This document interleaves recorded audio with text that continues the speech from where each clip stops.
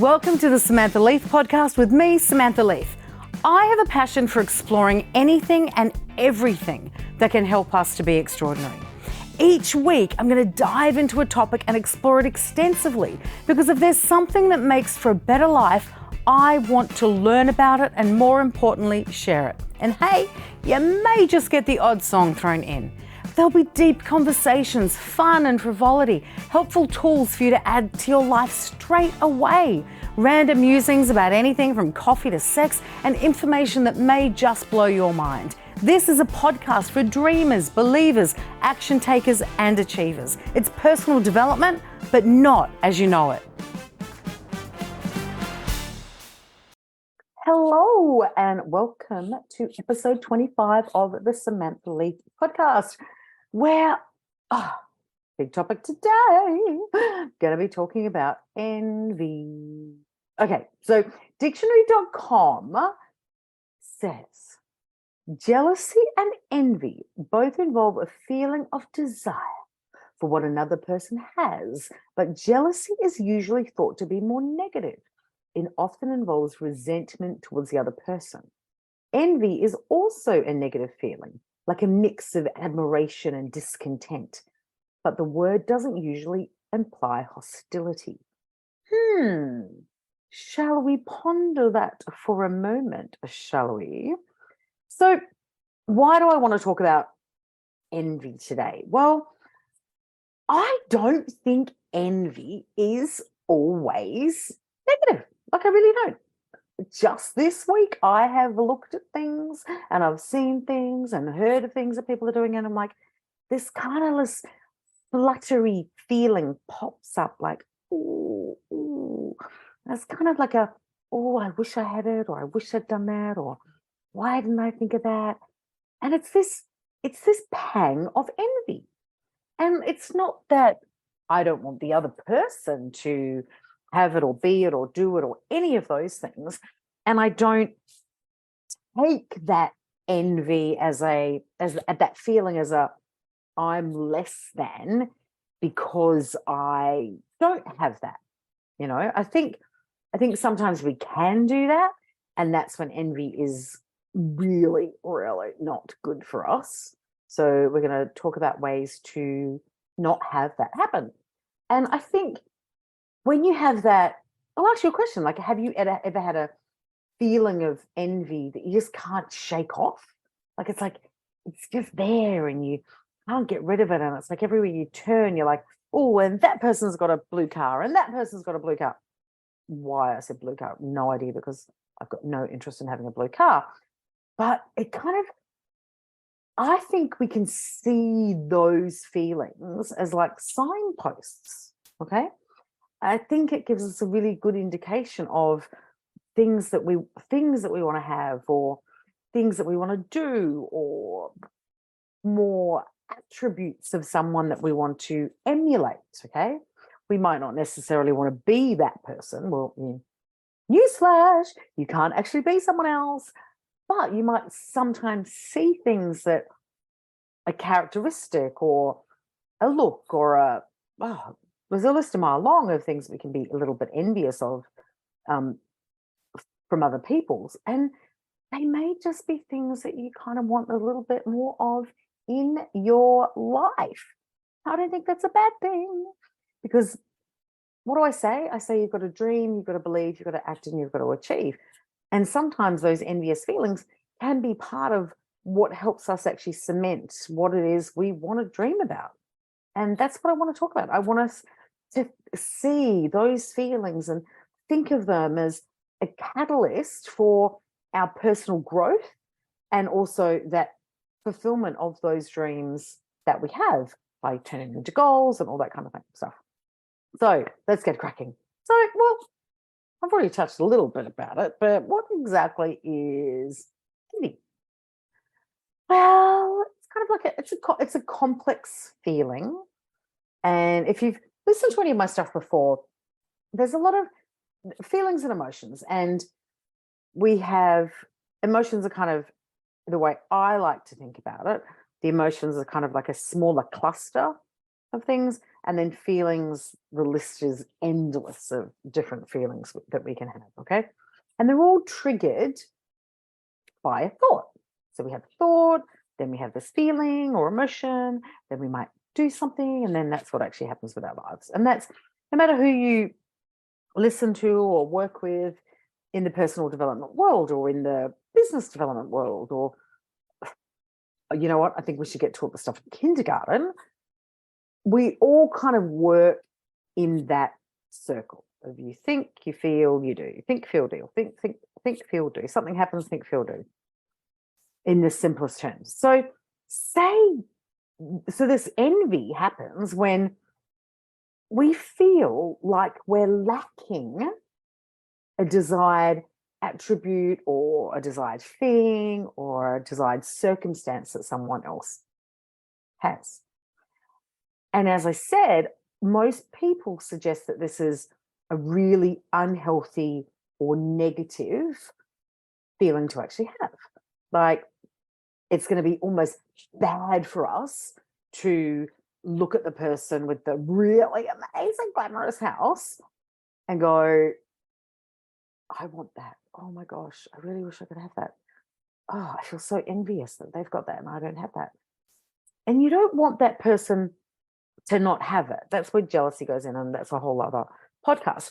But people think it makes you feel bad or less than. And for some people, it does. And honestly, there's been times in my life where I've seen something that a friend, or not even a friend, a complete stranger has had, and I've been a little bit envious.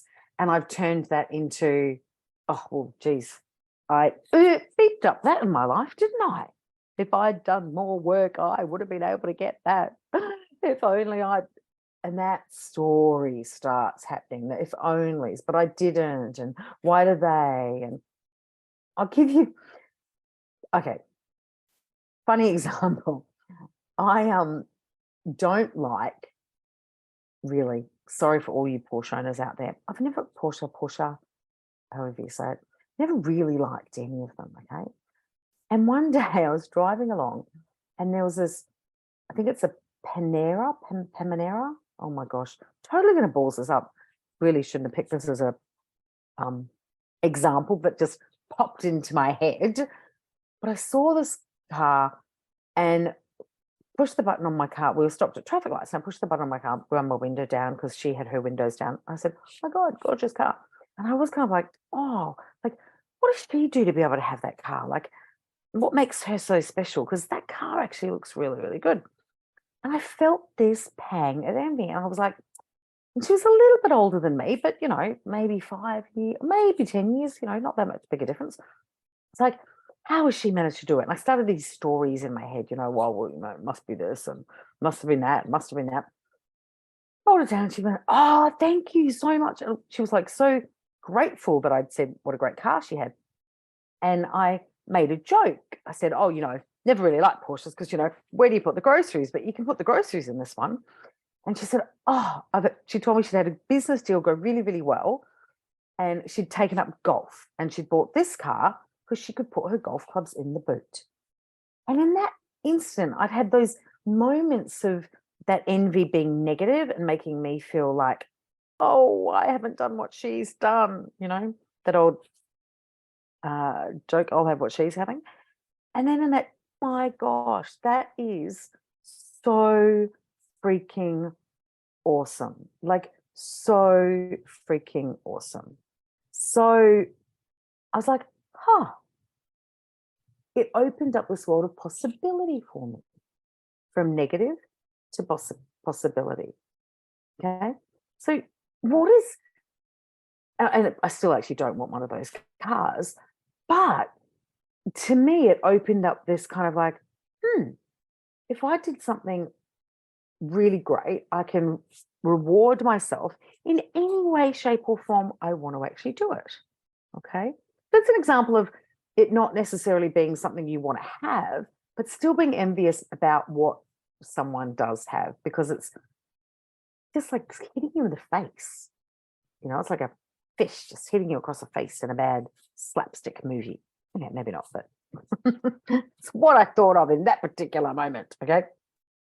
So how can we look at envy as being a reflection of what we're thinking about, or what like our innermost desires or unmet desires and goals actually are? Okay. If it's maybe a fitness thing, you may be looking at someone in their gym gear as they run down the street, and you have this, and this is usually how the story goes. You think, oh, wow, they look amazing. They look so fit. And then you go, oh, they mustn't work very hard because they've got time to do it. And we do this little spiral. Well, I could never do that because X, Y, and Z. What if you actually looked at that person running down the road looking fabulous in their new gym gear and think, they're taking the time to get fit. I would really like to have more of that in my life.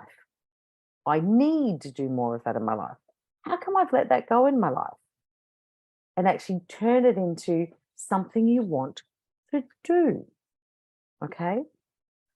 I know I have been envious about everything in my lifetime, probably from holidays people have had to the shoes they've had. And what I've done is in those moments, and I didn't always do it, but what I've done probably for the last maybe 5 years is I will ask myself a couple of questions about what it is that they are showing to me that I want to be, do, or have. So it's those three things. Is it something I want to be? Is it something I want to do? Or is it something I want to have? And if I can, I will journal about it. If it's possible, and I can like go online and get a picture, or if it's something I've seen in a magazine, I'm like, oh my gosh, how come they've got that amazing stove with the warmer drawer? Oh, so envious of people that have one of those amazing stoves with a warmer drawer. See what I mean? So do you know what I did? I cut out a picture of that stove with the warmer drawer, because that envy of that person that had that incredible kitchen with that stove made me go, I would really, really, really like to have that. And then I can look at ways in my life and my business to go, well, how can I actually get that? You know, what do I need to do? How much is that stove going to cost? Would that be practical in my kitchen? Oh, hang on, I'm not renovating my kitchen at all. So let's just put it in the to-do later pile. It's actually it's in a Pinterest board and a Dropbox folder called Dream House, which is all perfectly organized, and it's in the kitchen section. But if I took that feeling of envy in that moment when I was looking at that stove and thought, oh, you're a 48, nearly 49-year-old woman, you're clearly hopeless because you haven't even managed to get a stove like that. Really, Samantha, what have you been doing with your life? And I tell you, 10 years ago, that would have been the thought spiral that I had. I would have let a picture of a stove in a magazine with somebody else, I don't even know the person, but their gorgeous house, paralyze me into inaction, because clearly I was a loser who was never going to achieve anything in life because I didn't do what it took to get the stove. Can you see how, like, I'm using, real examples in my life here, hopefully for you to be able to listen to this and go, okay, Sam, that sounds bonkers when you put it like that. You can't base your worth on somebody else's stove. But I promise you, if you look into your life and think about a couple of times when you've been envious, have you gone down that spiral? Have you taken it to mean something about your value, your worth, who you were as a person, your accomplishments, what you looked like, what you did, how old you were, all of those kind of things?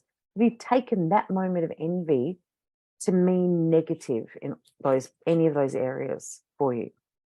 Now, I'll challenge you. If anyone can say to me, nope, never done that in my life, Samantha, I'm just going to ask you to think again, pretty please, because you probably have. You're human. You're a human being with a human mind that plays human tricks on you. And chances are you will have done that. So all I'm offering you right now is the chance to go, hang on, maybe that envy is a mirror to my desire. Maybe it's showing me what I want to be, do, or have. Okay. No, I actually think it's quite exciting when we can see it like that. I think it's really exciting.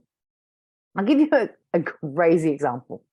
I was watching Architectural Digest YouTube video last night with my daughter, and it was at RuPaul's house. And I'd seen a couple of pictures online, and I was like, oh, got to have a look at this. And again, there were things in his house that are just incredible. And there are things in his house that, not my jam at all. But there were a couple of moments where I looked at particular things and I felt this. And one of them, interestingly, was his office, his home office where his staff work and their production office, like the officey kind of production part of Drag Race, but actually at his house. And I was like, oh, I had this pang of what would it feel like to have an office that was like that felt like luxurious, and you just, go downstairs into your house, but there's this fabulous office. And I don't have an office like that at the moment, obviously, nor do I have a room with mirror ball centerpieces, but hell yeah, I'd like that too. And I thought, here's this man who's had this incredible career and has gone unapologetically, lived his life. This is the house I want, worked with the best designers, the best of everything to get exactly what I want because this is my sanctuary. And everything he said in that video, the boundaries that he had, the reasons he did the things he's done within that house, those little spikes of envy that I had about things that were in there, totally dissipated and became, by the end of it, I was motivated by the gorgeousness and the complexity of who RuPaul is and the life that he's created, and by doing something that's so fantastic for the world.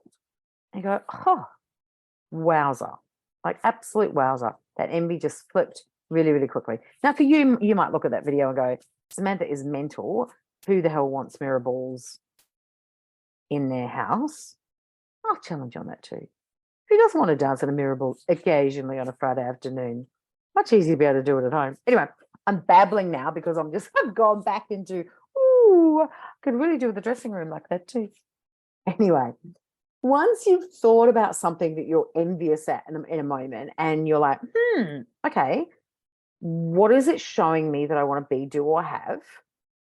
So how can you then go, okay, I want to, we'll go back to this cooking thing. Let's talk about cooking. So I'm into cooking. And a lot of people are envious about other people's ability to cook. A lot of people automatically go, oh, I can't cook, or they must have had lots of lessons, or I wish I could cook like that, or you make it look so easy, that kind of thing, okay? So say you're feeling like that and you think, okay, I do want to be able to cook better. What are you going to do about it, honey? What are you going to do about it? How about you set yourself a goal? Like, I've talked about goal setting before, and you can go onto the website and have a look for any of my goal setting stuff, or back onto YouTube for the Samantha Lee Show. It's, you set yourself a goal about something about learning to cook. So is it that you look at a recipe book and you do one different recipe a week? Are you going to take a class? Are you going to put up one of my sheets to mark off that you cook 52 new dishes this year, once a week? And that's the goal. You film yourself, you get someone else to taste it, whatever it is you want to do, And if you need help doing it, maybe it's going to a French cooking class. I did a French cooking class with my family once. It was hella fun. I'm still cooking that roast pork with cider and apples and onions and breadcrumbs, and it's so good. Hungry now, really hungry now.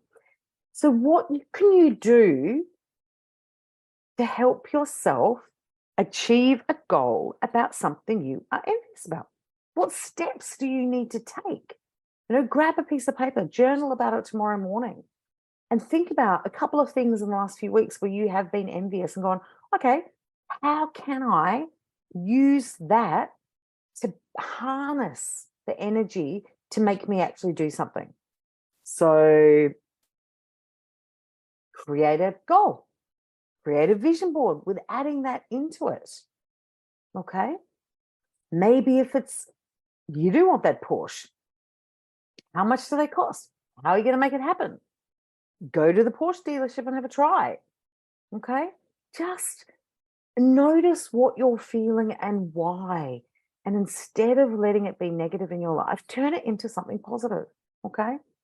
It makes you feel so much better. We've got enough negativity, I can't even say that, negativity in our lives and in the world and around us. So I just ask of you to please give yourself the gift and the chance of being able to find something positive in how you're feeling about something. Now, sure, you might be thinking about this desire that you've gone, okay, yep, here it's clear, fear is crystal clear, but sparkly clear nail polish, that is something I really, really, really want to have. And then the fears come up. They are going to come up. There's going to be a fear that's holding you back from chasing that dream. So what is that fear? What are you scared of? Is it that you might fail? Is it that you might get rejected? Is it that you might look like, actually, no, I'm going to rephrase that. You're not actually going to look like a twit trying something new at the gym, but you might think you'll look like a twit trying something new at the gym, okay? What is the fear that's holding you back? Write it out. Work on that. And yeah, there's podcast episodes and things on the website about fear that you can dive into. But fears are, they're not real. They're really not. They're those things that we make up in our minds to stop us from doing things, okay? You may have heard the acronyms false evidence appearing real to be fear. You may have heard the one, forget everything and run, or face everything and rise. You get to choose what the acronym is for fear in this instance, okay? Embrace your desire. It's okay to want something. It's okay to dream really freaking big. And who the hell cares if you don't get that ginormous dream that you have in your mind?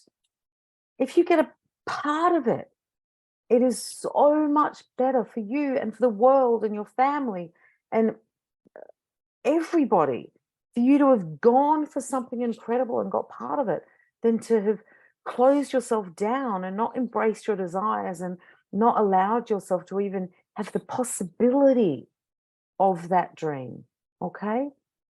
Now, we've all overcome fear at some point. We've all taken a chance on something and overcome fear, whether it be asking someone out on a date or wearing an outfit you're like, not sure about this, or getting up and karaoke.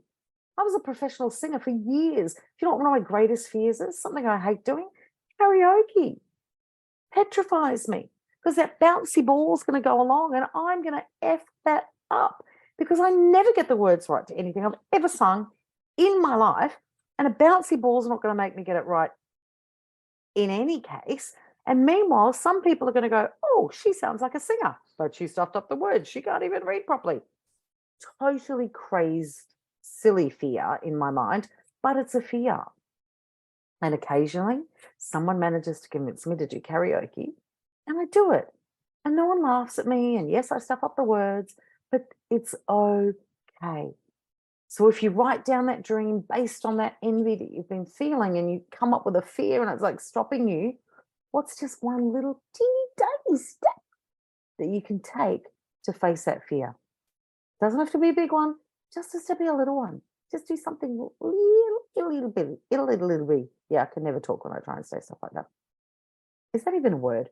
I should try and write that out. It'll be interesting to see what the transcription comes up with that. That will be really funny. Okay. Honestly, if I can just leave you with anything, is I just want you, my offer to you, not even my words of wisdom, because hey, I'm getting this wrong all the time. It's life. We get it right, we get it wrong. And both are valuable to us.